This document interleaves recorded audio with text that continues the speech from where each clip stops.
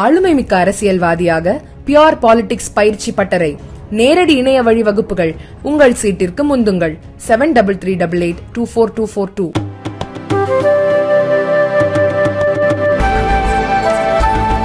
சென்னை, கோவை மற்றும் காஞ்சிபுரத்தில் 850 கோடி ரூபாய் மதிப்பில் தொழில் முதலீடுகளை செய்ய அமெரிக்க நிறுவனங்களுடன் முதல்வர் ஸ்டாலின் முன்னிலையில் ஒப்பந்தம் கையெழுத்தாகியுள்ளது.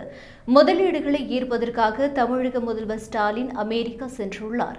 அங்கு பல்வேறு தொழில் நிறுவனங்களின் பிரதிநிதிகளை சந்தித்து பல ஒப்பந்தங்களை முதல்வர் மேற்கொண்டு வருகிறார். இது தொடர்பாக தமிழக அரசு வெளியிடப்பட்டுள்ள செய்திக்குறிப்பில் முதல்வர் ஸ்டாலின் முன்னிலையில் 5ஆம் தேதி அமெரிக்காவின் சிகாகோவில் லிங்கன் எலக்ட்ரிக் நிறுவனத்துடன் 500 கோடி ரூபாய் முதலீட்டில் செங்கல்பட்டு மாவட்டத்தில் லிங்கன் எலக்ட்ரிக் நிறுவனத்தின் ஆராய்ச்சி மற்றும் மேம்பாடு உற்பத்தி மையத்தை விரிவாக்கம் செய்வதற்கான புரிந்துணர்வு ஒப்பந்தம் கையெழுத்தானது.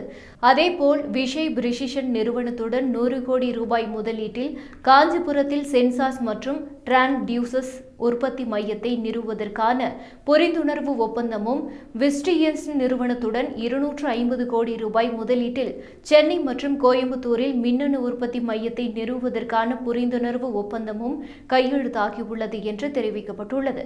இதுகுறித்து முதல்வர் ஸ்டாலின் கூறுகையில், இடைவிடாத முயற்சி மற்றும் உழைப்பின் மூலம் நாம் தொடர்ந்து நம் கனவுகளை நிஜமாக்குகிறோம் என்று பதிவிட்டுள்ளார்.